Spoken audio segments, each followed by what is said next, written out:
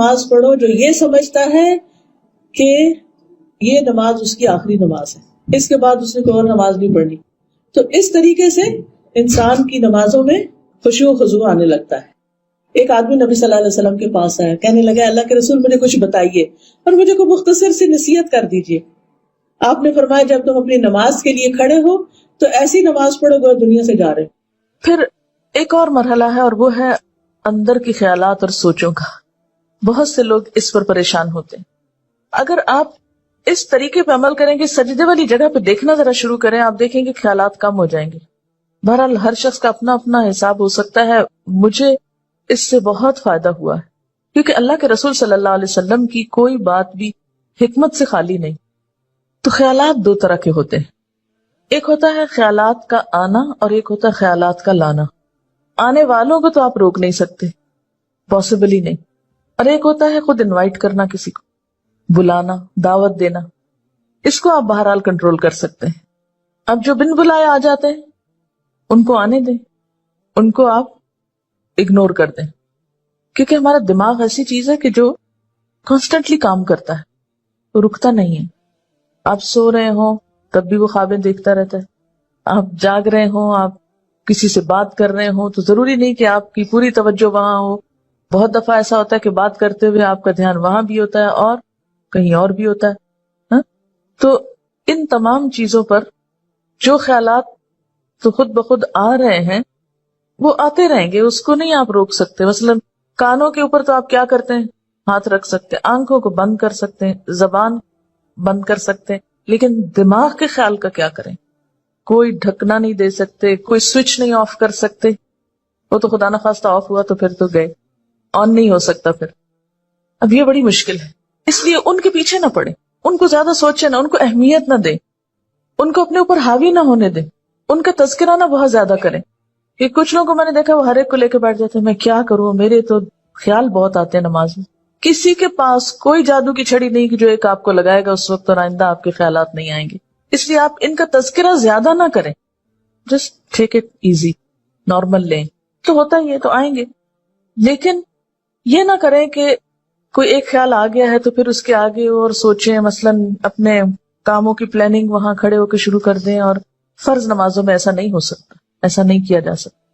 نفل میں اگر ہو جائے، جیسے حضرت عمر رضی اللہ تعالیٰ عنہ جو فوجوں کو ترتیب دینی ہوتی تھی تو نفل نماز شروع کر دیتے تھے. تو نوافل کی حد تک ٹھیک ہے لیکن فرض میں نہیں. پھر آپ دیکھیے کہ اگر آپ بدل بدل کے صورتیں پڑھیں گے، قرآن پاک کا کچھ حصہ ساتھ ساتھ یاد کرتے رہیں گے، تو آپ دیکھیں گے کہ اس سے بھی فرق پڑتا ہے. چینج سے یکسوئی آتی ہے. مثلا ایک جگہ آپ کھڑے ہیں یا ایک جگہ آپ کام کر رہے ہیں تو بعض اوقات آپ کام نہیں کر پاتے اور بار بار آپ کو خیالات تنگ کرتے ہیں. اپنی پڑھائی کے دوران بھی آپ نے دیکھا ہوگا، آپ تھوڑی سی پوزیشن چینج کر لیتے ہیں، جگہ بدل لیتے ہیں، اٹھ کے جا کے پانی پی کے آ جاتے ہیں، یہ کچھ تو اس سے پھر فرق پڑ جاتا ہے. اسی طرح اگر آپ تلاوت یعنی قرآن پاک کا وہ حصہ جو نماز میں پڑھ رہے ہیں اگر آپ اس کو تبدیل کرتے رہیں تو فائدہ ہوگا. اس کے لیے طریقہ کیا ہو؟ کیونکہ آپ نے دیکھا ہوگا کچھ قرآن پاک آپ نے یاد کیا پھر وہ آپ کو بھولنے لگا. کوئی صورت اگر کچھ دن تک نہیں پڑھی، اگلے دن نماز میں پڑھنے کھڑے ہوئے وہ اٹکنا شروع ہو گیا، آپ نے تنگ آ کے چھوڑ دی. ایسی چیزیں بہت نیچرل ہوتی ہیں. اس کا علاج کیا ہے؟ ایک پاکٹ سائز کا چھوٹا سا قرآن پاک کا نسخہ جو ہے وہ نماز کے وقت میں قریب رکھ لیں. میں نے ایک باسکٹ سی بنائی ہوئی، تو آپ کیا کریں، دعاؤں کے کارڈز، تسبیح اور جو قرآن پاک کا نسخہ، اگر آپ چشمہ لگا کے پڑھتے ہیں تو چشمہ، یہ ساری ضروری چیزیں جو ہیں اس کے اندر موجود ہوں.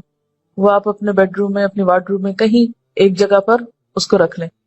جو ہی نماز پڑھنے لگے جائے نماز بچھائی اور اٹھا کے وہ ٹوکری پاس رکھ لی.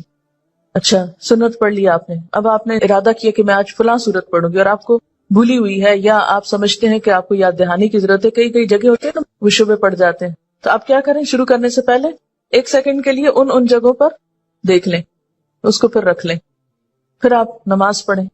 آپ انشاءاللہ وہ سورت بہتر طور پر پڑھ پائیں گے. جب آپ پڑھیں گے تو آپ دیکھیں گے کہ آپ کی واقعی نماز میں خوشی پیدا ہوگی.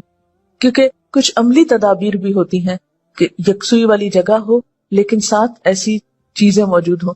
مثلا اگر آپ نوافل پڑھ رہے ہیں اور آپ تھک گئے ہیں بیچ میں، تو بجائے اس کے کہ اپنے اوپر زور زبردستی کر کے پھر کھڑے ہو جائیں، آپ بیچ میں تھوڑا بیٹھ بھی سکتے ہیں. یا یہ کہ سلام پھیر کر آپ دعاؤں کا کارڈ نکالیں، کچھ دعائیں پڑھ لیں، اس میں آپ ریلیکس بھی ہو جائیں گے اور ساتھ یہ ہے کہ دعائیں بھی مانگی جائیں گی اور اگلے 2 نفل جو ہیں وہ زیادہ یکسوئی کے ساتھ پڑھے جائیں گے. تو اس طرح کی کچھ عملی تدابیر جو ہیں وہ آپ کی نماز کو اچھا کر دیتی. اسی طرح اگر ماحول کو تھوڑا اور خوشگوار بنائیں، مثلاً یہ کہ جائے نماز کے اوپر اگر آپ تھوڑا سا عطر لگا لیں، یا یہ کہ آپ اس کو جھاڑ پٹک کے رکھیں، کچھ عرصے بعد اس کو دھو لیں، صاف کر لیں. تو یہ جو پاکیزگی اور صفائی کے جو مرحلے ہیں نماز کے ساتھ، لباس کے علاوہ، جسم کے علاوہ جگہ کی صفائی، اس سے بھی نماز میں خشوع آتا ہے.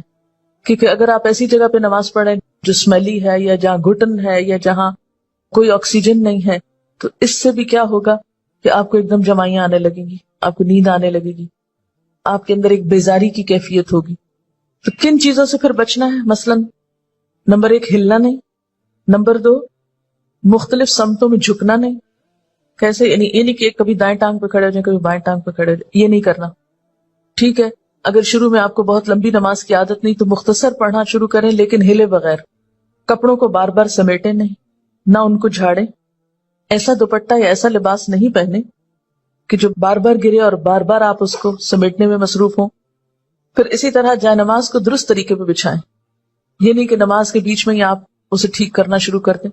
ایسی جائے نماز پہ کھڑے مت ہو کہ جو ہر دفعہ میں اکٹھی ہو جائے اور ہر دفعہ میں آپ اس کو سیدھا کر رہے ہیں. جس چیز پر آپ نماز پڑھتے ہیں اس کو بھی درست کرنے کی ضرورت ہے، وہ بھی مددگار ہے.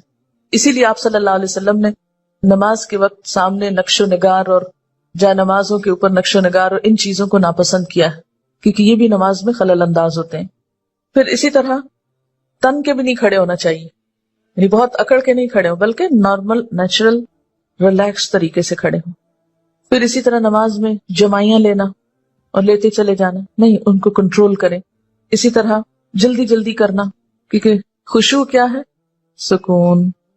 اور سکون میں کیا ہے کہ آپ جب قیام کریں تو ہلنا بند کر دے، رکوع کریں تو اتنی دیر رکوع کریں کہ جسم ہلنا بند کر دے، رکوع سے جب اٹھیں تو کھڑے ہو کر دوبارہ اتنا کھڑے ہوں کم از کم کہ آپ کا جسم ہلنا بند کر دے.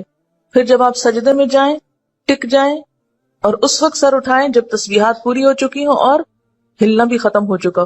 یہ نہیں کہ آپ ایک کانسٹنٹ موومنٹ میں کھڑے ہوئے تو رکوع میں ہلتے ہلتے پھر کھڑے ہو گئے، پھر سجدے میں ابھی ہلنا بند نہیں تو پھر کھڑے ہو گئے اور پھر واپس پلٹ گئے. یہ ماری ماری نماز جو ہے جلدی کی، اس سے قطعاً خشوع نہیں آتا. خشوع کے لیے آپ کو ٹھہر ٹھہر کر آہستہ نماز پڑھنی ہوگی. مسئلہ پیش آنے پر، مسئلہ نماز میں خشوع نہیں، مسئلہ پیش آ گئے، مسئلہ پیش آنے پر مسئلے کو پہچانے، اس کے اسباب جانے، یعنی مسئلے کو آئیڈینٹیفائی کریں. پہلے یہ ہے مسئلہ، خشوع نہیں آ رہا، پہچانے وجوہات کیا ہے، کیوں نہیں آ رہا. ایک وجہ کہ جگہ ٹھیک نہیں، 2 وجہ کہ قرآن یاد نہیں، 3 وجہ کہ آس پاس شور ہے، وغیرہ وغیرہ. وجوہات معلوم کر لیں. اور ایک ان سب وجوہات سے بڑی وجہ کہ نماز پڑھنے کے ٹھیک طریقہ ہی نہیں آتا، الفاظ کی ادائیگی درست نہیں نماز کی، تو وہ ہر وقت ایک گلٹ ہے اندر، پتہ نہیں ٹھیک پڑھ رہی ہوں کہ نہیں، پتہ نہیں ٹھیک پڑھ رہی ہوں کہ نہیں. یہ جب تک یہ گلٹ رہے گی نماز میں خوشی نہیں آئے گی. اس گلٹ کو دور کریں. اگر آپ کو مثلاً اتحیات پڑھنا نہیں آتا، دروشی پڑھنا نہیں آتا، سیکھ لیں کسی سے، بالکل شرم محسوس نہیں کریں، جتنا جلدی ہو سیکھ لیں. کیونکہ اگر درست علم ہوگا تو آپ دیکھیں گے کہ اس سے بھی آپ کو سکون آ جائے گا. سارے مسائل کی وجوہات جانیں اور پھر ایک ایک کر کے وجہ کو دور کرنے کی کوشش کریں. اگر آپ سمجھتے ہیں کہ وجہ دور آپ سے خود نہیں ہو رہی تو کسی سے مشورہ کر لیں. اس مسئلے کا حل کیا ہو سکتا ہے، لیکن مسئلے کو سب سے پہلے آپ خود پہچانیں. کبھی یہ نہ کہا کریں بار بار مجھے نہیں پتا کہ یہ کیوں ہے. نہیں، کیوں نہیں پتا، پتا ہونا چاہیے. اللہ نے آپ کو عقل دی، سمجھ دی، جاننے کی کوشش کریں. اور پھر اس کے بعد یہ ہے کہ اس کا حل کریں اور اس معاملے میں بے صبری نہ کریں. بہت سے مسائل کے حل میں وقت لگتا ہے، اس وقت کو اویل کریں اور صبر کے ساتھ آہستہ آہستہ آپ دیکھیں گے کہ انشاءاللہ وہ مسئلہ حل ہوتا جائے گا. اور سب سے بڑی بات یہ کہ پھر اللہ تعالیٰ سے خوب خوب دعا کریں کہ اللہ تعالیٰ تو میری نماز میں خشوع دے دے، مجھے نماز کا شوق دے دے، مجھے نماز کی محبت دے دے، نماز کو میری آنکھوں کی ٹھنڈک بنا دے. اس طرح کی جو بھی دعائیں آپ کے دل میں آئیں، آپ دیکھیے کہ مانگنے کے لیے آپ کے اندر سے بات اٹھنی چاہیے نا. دعا کوئی مصنوعی چیز نہیں ہے کہ کوئی مانگ رہا تو آپ اس کو دیکھ کے آپ بھی شروع کر دیں. اس کی ضرورت آپ کو خود محسوس ہونی چاہیے کہ یہ چاہیے مجھ کو، یہ مانگنا ہے مجھے، اس کے بغیر میرا گزارا نہیں ہو رہا. تو جس طرح دنیا کی چیزوں کے لیے ہم تڑپ تڑپ کے مانگتے ہیں، اسی طرح دین کے لیے بھی، اپنی آخرت کے لیے بھی تڑپ تڑپ کے مانگنا سیکھیں. انشاءاللہ آپ دیکھیں گے کہ اللہ تعالیٰ کی رحمت بہت قریب ہے. ہوتا یہ کہ جب ہم نماز میں لطف اٹھاتے ہیں تو ایک نماز کا اچھا پڑھنا آئندہ کی نماز کے لیے خود بخود انتظار کی کیفیت پیدا کر دیتے ہیں نا، کیونکہ آپ نے اس کو انجوائے کیا ہوتا ہے. اور اگر ایک نماز آپ نے خراب پڑھی تو اس کے بعد دل پہ بوجھ پڑتا ہے، اس بوجھ سے گلٹ آتی ہے، اور پھر انسان کہتا ہے کیا فائدہ، پتہ نہیں پچھلی کا کیا بنا، اب اگلی کیا پڑھوں. بس وہ ایک پھر ڈگمگانے کی اور کشمکش کی کیفیت پیدا ہو جاتی. تو ہر نماز اپنی جگہ اہم ہے، اور ہر نماز کے اندر ایسی کوشش ضروری ہے جو اگلی نماز کے لیے ایک تیاری بن جائے، یا ایک گراؤنڈ پریپیئر کر دے، یا اس کے لیے ایک بنیاد بن جائے. حضرت علی رضی اللہ تعالیٰ عنہ فرماتے ہیں کہ دائیں بائیں التفات یعنی گوشہ چشم سے دیکھنے سے بچنا خشوع ہے. یعنی نماز میں کھڑے ہو کر دائیں بائیں نہیں دیکھنا، ادھر ادھر نہیں دیکھنا، اور آنکھوں کے کناروں سے بھی نہیں دیکھنا. جو اس سے بچ جائے گویا وہ خشوع کی حالت میں ہے. حضرت عطا فرماتے ہیں کہ بدن کے کسی حصے سے نہ کھیلنا خشوع ہے. یعنی نماز میں بے وجہ کھجانا یا کپڑے ٹھیک کرنا، ہلنا جلنا، آگے پیچھے ہونا، کبھی ٹانگ اٹھانا، کبھی انگلیاں مروڑنا، کبھی کچھ کرنا، کبھی ایک ٹانگ پہ بوجھ ڈال کے کھڑے ہو جانا، یہ سب چیزیں خشوع کے خلاف ہیں. حضرت ابو ذر رضی اللہ تعالی عنہ سے روایت ہے کہ رسول اللہ صلی اللہ علیہ وسلم نے فرمایا، اللہ تعالیٰ نماز کے وقت اپنے بندے کی طرف برابر متوجہ رہتا ہے جب تک وہ دوسری طرف التفات نہ کرے. یعنی بندہ جب رب کی طرف متوجہ رہتا ہے تو رب بھی بندے کی طرف متوجہ رہتا ہے. جب وہ دوسری طرف التفات کرتا ہے یعنی گوشہ چشم سے دیکھتا ہے تو اللہ تعالیٰ اس سے رخ پھیر لیتے ہیں.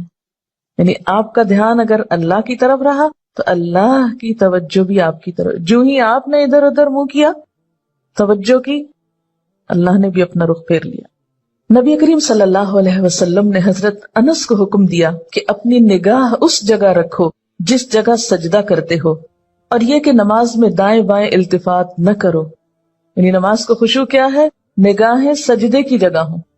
اگر آپ اس عمل میں کامیاب ہو جائیں تو یقین مانے آپ کی نماز میں خشوع آ جائے گا.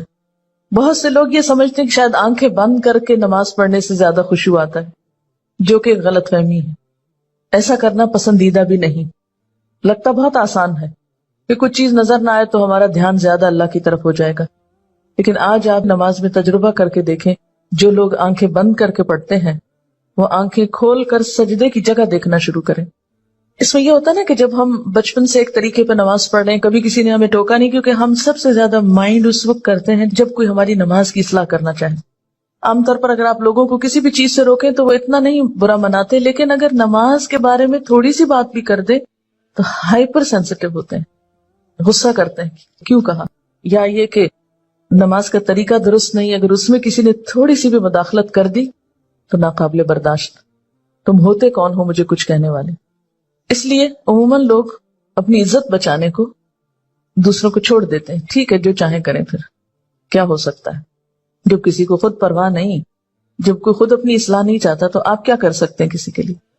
اور بعض اوقات انڈائریکٹلی 20 بار